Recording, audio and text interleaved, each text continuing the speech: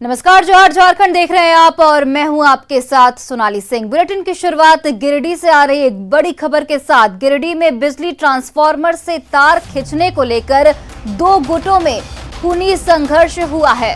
इस दौरान जमकर लाठी डंडे और ईंट पत्थर भी चले हैं, जिसमें बच्चे और महिला समेत कुल 12 लोग घायल बताए जा रहे हैं और सभी घायलों को इलाज के लिए प्राथमिक स्वास्थ्य केंद्र में भेज दिया गया है, जहां गंभीर हालत देखते हुए कई घायलों को सदर अस्पताल भी रेफर कर दिया गया है। बेंगाबाद प्रखंड के ताराटाड़ की ये पूरी घटना बताई जा रही है, जहां बड़ियाबाद टोला चरका पत्थर में एक गुट की ओर से जबरन बिजली ट्रांसफार्मर से कनेक्शन खींचा जा रहा था।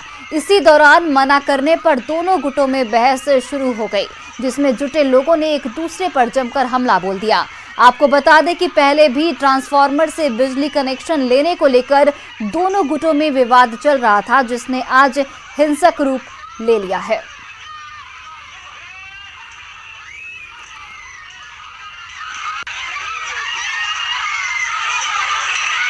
तो गिरिडीह से आपको ये खबर बता रहे हैं, जहां पर बिजली कनेक्शन को लेकर खूनी संघर्ष हुआ। मारपीट में 12 लोग घायल बताए जा रहे हैं। घायलों को फिलहाल सदर अस्पताल में रेफर किया गया है, जिनकी हालत गंभीर थी।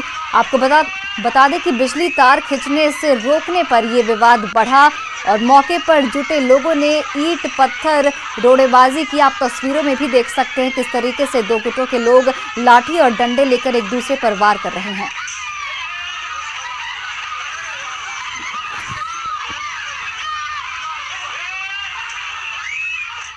छोड़ दिए। तकर बाद हम लोग अभी 1 महीना दूर धूप के हम लोग गाँव वाला सब लाया ट्रांसफार्मर बैठाया। आज जोड़ने वाला बात है, बोल जोड़ेंगे तो सब आदमी मिल के अपन गाँव वाले अपन लड़का लोग मीटिंग कर रहा था, बोल हम लोग जोड़ेंगे लाइन। तो वही जोड़ने के लिए गया था वो वहाँ। तब उधर से हम लोग ढलक पत्थर करने लगा, हम लोग सब आदमी को लगी। अभी तो हम लोग भी पैर में लगा, इतना भी परेशान है। पूरा गांव ले हमने किया तो हम मारपीट करे लगले, लनिया पर चढ़ले काटे ले। तो हमने बोलिए कि ना दे काटल देबो, कैसे देबो, हमने कैसे जले बोले, लनिया ना रहते तो हमने कैसे रहबे। तब उतने खातिर ले तो हम मारपीट करल के ओदे बरोडवा पर से पूरा ढला पत्थर सुसे घर में खरीद दल के सोसे गांव ले देखन हार देखल। गिरिडीह से हमारे सहयोगी एजाज अहमद फोन लाइन पर जुड़ गए हैं। एजाज, बिजली ट्रांसफार्मर को लेकर शुरू हुआ विवाद खूनी संघर्ष में तब्दील हो गया। अभी तक 12 लोग घायल बताए जा रहे हैं। वहां पर किस तरह का माहौल है इस वक्त? यहाँ पे इस वक्त तो माहौल शांत है, क्योंकि घटना घटने के बाद पुलिस घटनास्थल पे पहुंची है और दोनों पक्षों को समझाने बुझाने का काम किया। उसके बाद से ये जो मामला है अभी कंट्रोल में है। लेकिन आपको बता दें कि जिस तरह से घटना हुई है और इसके पीछे सबसे बड़ा कारण है कि ट्रांसफार्मर को लेकर के जो कनेक्शन की बात कही जा रही है, जिनमें से दो गुटों के बीच झड़प हुई है और अंधाधुंध लाठी डंडे व पत्थरबाजी दोनों तरफ से हुई है, जिनमें दोनों पक्षों को मिलाकर के महिला पुरुष व बच्चे भी शामिल हैं, बूढ़े भी शामिल हैं और कुल मिलाकर 1 दर्जन लोग घायल हुए हैं। और उन घायलों को इलाज के लिए तुरंत स्थानीय प्राथमिक स्वास्थ्य केंद्र भेज दिया गया है और जिन 2 लोगों की हालत गंभीर थी उन्हें इलाज के लिए गिरिडीह सदर अस्पताल भेज दिया गया है। एजाज, पुलिस ने किसी को भी नामजद आरोपी बताया है या फिर किसी पे भी केस दर्ज किया गया है इस पूरे मामले को लेकर? नहीं, अभी तक तो किसी पर भी नामजद आरोपी नहीं बनाया गया है और ना ही किसी पर केस दर्ज किया गया है। लेकिन जिस तरह की घटना हुई थी, इन दोनों पक्षों में से किसी ने भी पुलिस के पास कंप्लेन नहीं किया। थर्ड पार्टी जो न्यूट्रल थे, उन लोगों ने घटना को बढ़ते हुए, लगातार पत्थरबाजी को बढ़ते हुए देखते हुए पुलिस को इन्फॉर्म किया। तब पुलिस आई और मामले को शांत कराने का काम किया। उसके बाद पुलिस अभी जांच में जुटी है और फिर देखते हैं कि आगे क्या होती है। क्या दोनों पक्षों में से किसी पक्ष की ओर से आवेदन दिया जाता है, किसी को आरोपी बनाया जाता है, उनके बाद ही पुलिस आकर FIR दर्ज करेगी। हालांकि पुलिस बहुत बहुत धन्यवाद तमाम जानकारियों के लिए। गढ़वा सदर अस्पताल में लोग हालत बिगड़ने पर पहुंचते हैं स्वस्थ होने की आस लेकर, लेकिन यहां उनकी जान से गंभीर खिलवाड़ किया जा रहा है। सदर अस्पताल में घटिया दवा के वितरण का खुलासा हुआ है। यहां सदर अस्पताल की सरकारी दवा दुकान में जांच के दौरान घटिया किस्म की दवा पाई गई है। जब इसकी जानकारी सिविल सर्जन ऑफिस को दी गई, तब पूरे मामले की जानकारी ली गई। इसमें पता चला कि अस्पताल से मार्च 2019 में टेंडर के जरिए दवा मंगवाई गई थी और ये दवा अब तक सैकड़ों मरीजों को भी दी जा चुकी है। स्थानीय लोगों ने इस लापरवाही को गंभीर बताया है। वहीं विधायक प्रतिनिधि ने इसकी शिकायत पेयजल एवं स्वच्छता मंत्री के साथ स्वास्थ्य मंत्री को भी देने की जानकारी दी। इधर सिविल सर्जन ने दवा वितरण पर रोक लगाते हुए कमेटी बनाकर जांच करने का भरोसा दिया है।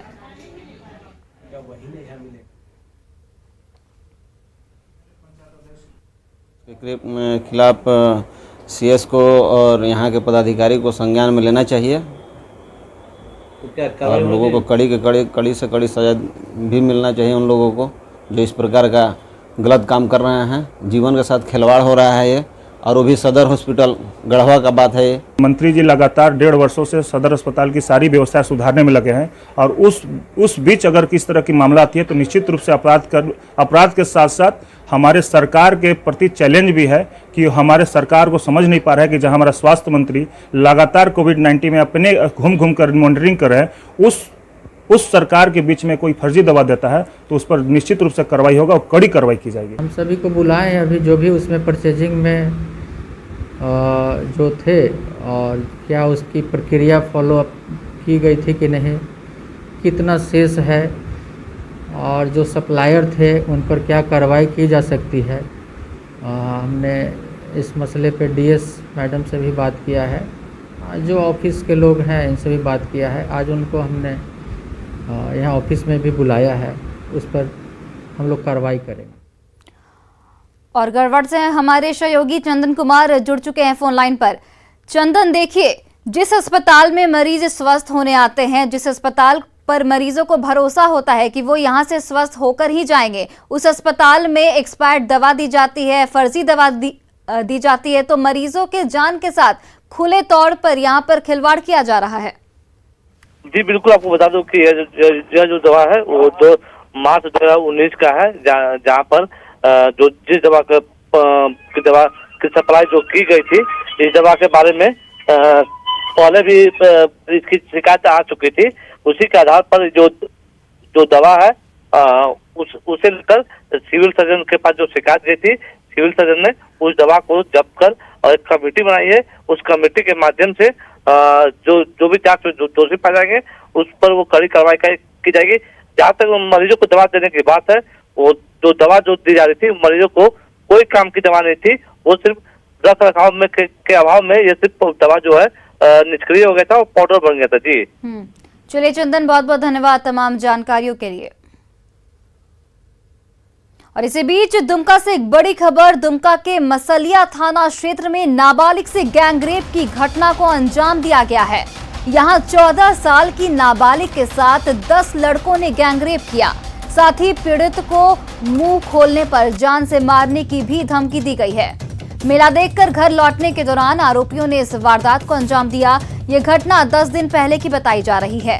गैंगरेप के 10 दिन बाद जब पीड़ित की हालत बिगड़ने लगी, तब उसने अपनी बहन को इस घटना की जानकारी दी, जिसके बाद परिजनों को इसका पता चल सका और जानकारी देने के बाद ही प्राथमिकी दर्ज भी कराई गई परिजनों के द्वारा, जिसके बाद मसलिया पुलिस आरोपियों की गिरफ्तारी के लिए छापेमारी में जुट गई है।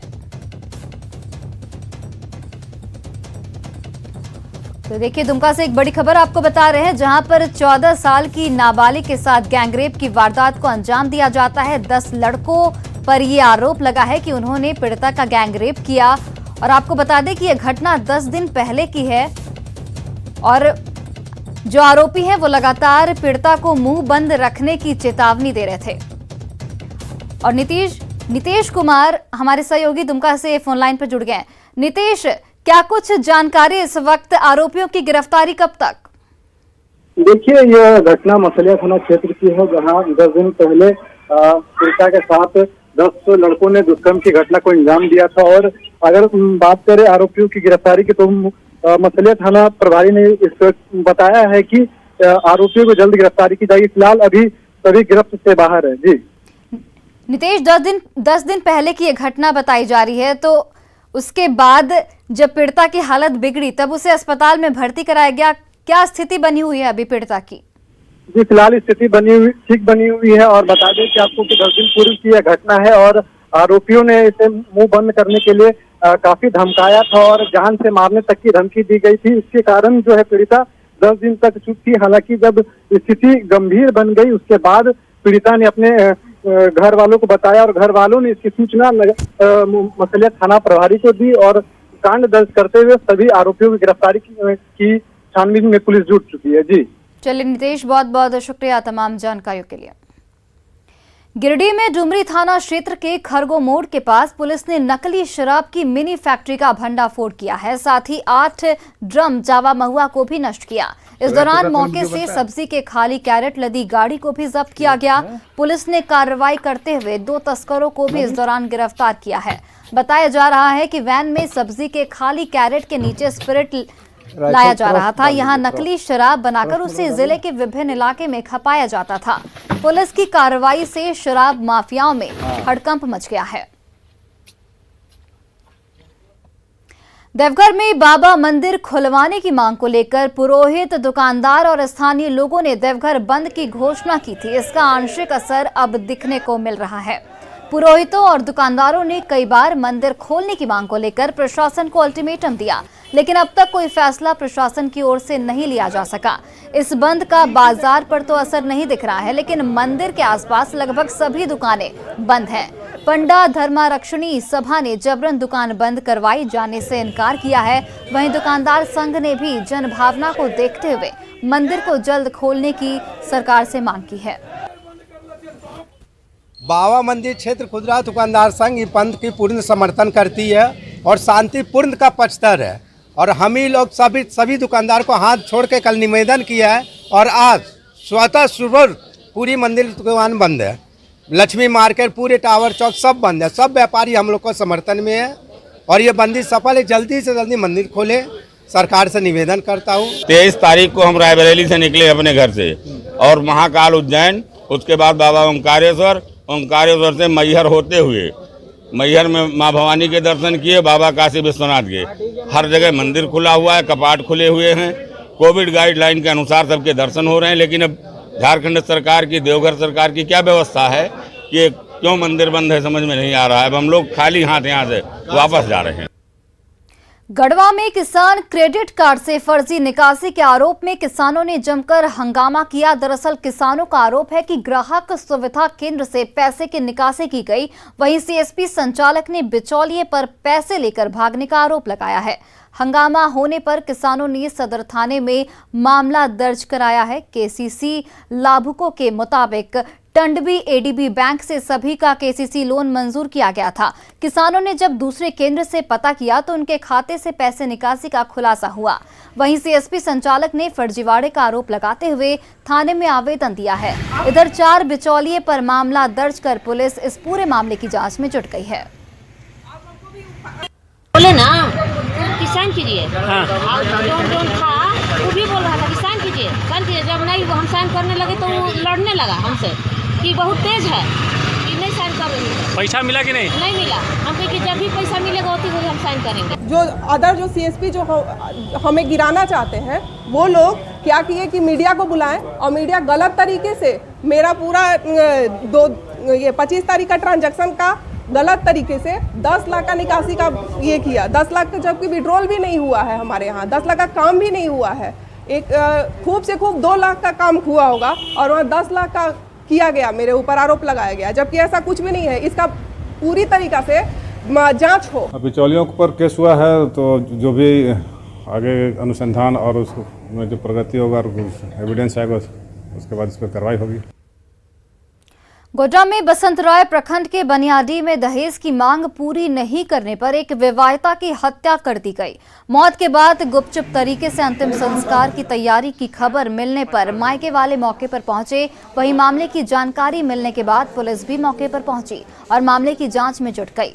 ससुराल वालों के मुताबिक सांप काटने से महिला की मौत हुई है, जबकि मृतक के शरीर पर जख्म और पिटाई के बाद काले निशान थे, जिससे पीट कर हत्या का आरोप लगाया जा रहा है।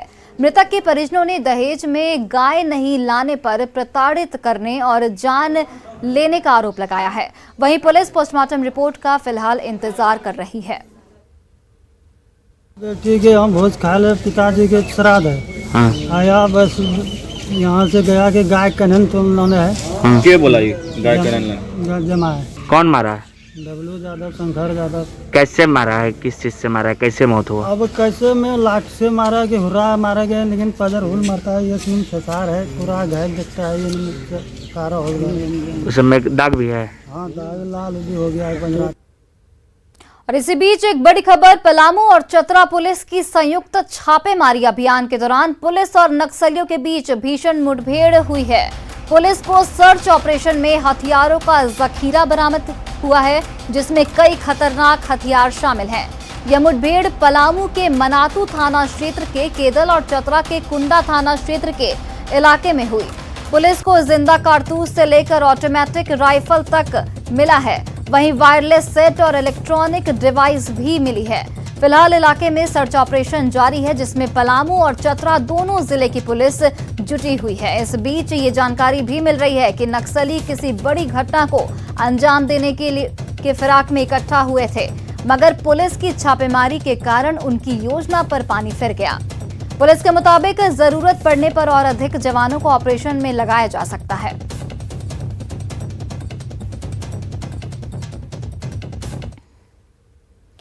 विवादित राज कुंद्रा की पॉर्न फिल्म के तार कोयलांचल से जुड़ गए हैं। इस बात का खुलासा स्वयं पीड़िता ने किया है। धनबाद में शादी रचाने वाली एक मिस इंडिया यूनिवर्स ने रविवार को दावा किया है कि राज कुंद्रा प्रोडक्शन कंपनी में उसके साथ गलत काम हुआ था। धनबाद से जुड़े राज कुंद्रा के तार, मॉडल ने लगाया सनसनीखेज आरोप, प्रोडक्शन कंपनी ने किया गलत काम। 2019 की मिस इंडिया यूनिवर्स रह चुकी मॉडल ने सनसनीखेज दावा किया है। मॉडल का आरोप है कि मुंबई में जब वो राज कुंद्रा प्रोडक्शन हाउस में काम मांगने गई थी, तो वहां पर उसे कुछ नशा देकर उसका पॉर्न वीडियो बना लिया गया था, जिसको लेकर बाद में मुंबई में उसने केस भी किया था। मेरे को 1 महीने के बाद पता चला, मुझे दूसरे के थ्रू पता चला, जो मेरे हस्बैंड को भी मैंने बताया कि ऐसी बात है, तो उसने बोला कि ठीक है कोई बात नहीं, हम लोग इसको लड़ेंगे। शादी से पहले हमारी बात हुई थी, और जैसे पता चला हम लोगों को, मैं तुरंत मुंबई गई और मुंबई में केस किया मैंने। ये पूरा मामला पति से रिश्ते में खटास के बाद सामने आया है। इसी साल 26 मई को मॉडल ने धनबाद के करतास में अपने एक दोस्त नीरज कुमार से शादी की थी, लेकिन मॉडल का आरोप है कि अगले दिन ही उसे दहेज के लिए प्रताड़ित किया जाने लगा और घर बनाने के लिए 5 लाख रुपए नहीं देने पर जुलाई में उसके साथ मारपीट की गई, जिसके बाद उसने पति और ससुराल वालों के खिलाफ केस दर्ज कराया था, जिसके बाद पुलिस ने कार्रवाई करते हुए उसके पति को गिरफ्तार कर जेल भेज दिया है। इधर मॉडल के ससुराल वालों का आरोप है कि लड़की के बारे में पहले कोई जानकारी नहीं थी, जिससे वो लड़का उसकी जाल में फंस गया। इसके बारे में सच्चाई पता चला कि वो फ्रॉड लड़की है और पहले भी शादीशुदा है, और कितना शादी की है उसका हम लोग को पता नहीं, 3-4 का पता है, और उसका पेपर भी है मेरे पास, 12-13 साल की बच्ची भी है, और वो लड़की पोर्नोग्राफी में काम करती है। और अब ससुराल वालों की तरफ से फ्रॉड का आरोप लगाए जाने के बाद तिलमिलाई मॉडल ने ससुराल वालों पर फिर से मानहानि का केस करने की धमकी दी है। मॉडल का आरोप है कि उसने अगर कोई गलत किया होता तो मुंबई पुलिस अब तक उसे गिरफ्तार कर चुकी होती। अगर फरार में रहती तो मुंबई पुलिस, यहाँ की पुलिस जैसा इतना लूज नहीं है, मुंबई पुलिस अभी तक आके मेरे को अरेस्ट करके लेके जा सकती होती, क्योंकि मेरे पास सारा प्रूफ है, एविडेंस है, मेरे पास सारे पेपर्स हैं। और आपके पास जो बोल रहे हैं, जो ये सब बातें बोल रहे हैं, उनके पास क्या प्रूफ है कि मैं वहां से फरार चली आई हूँ। फिलहाल दहेज के केस में मॉडल का पति जेल जा चुका है, और जहां तक मॉडल की पहले से शादीशुदा होने की बात है, तो लड़की ने खुद माना है कि उसकी बच्ची है, लेकिन पहले पति से तलाक लेने के बाद ही उसने नीरज से दूसरी शादी रचाई थी। और ये सारी बातें शादी से पहले नीरज को पता थी, क्योंकि नीरज शादी से पहले भी उसके घर आते थे और बच्ची के साथ खेलते थे। धनबाद से संवाददाता संजय गुप्ता की रिपोर्ट। साहिबगंज से गुजरने वाली गंगा की गहराई नदी में जमा गाद की वजह से काफी कम हो गई है, जिसका मुख्य कारण फरकच्चा बराज है। नमामि गंगे योजना के तहत गाद हटाने का काम किया गया था, लेकिन फरक्का बैराज की वजह से कोई लाभ नहीं मिला, जिसके कारण गंगा सहित इसकी सहायक नदियों में जल अधिग्रहण क्षेत्र में बारिश के बाद पानी ओवरफ्लो करने लगता है और बक्सर से लेकर साहिबगंज में बाढ़ जैसे हालात बन जाते हैं। नदी में पानी का बहाव तेज होने के कारण बैराज के कुल 109 फाटक को लगभग 8 दिन पहले खोल दिया गया, जिससे 2 लाख क्यूसेक पानी डिस्चार्ज हो रहा है।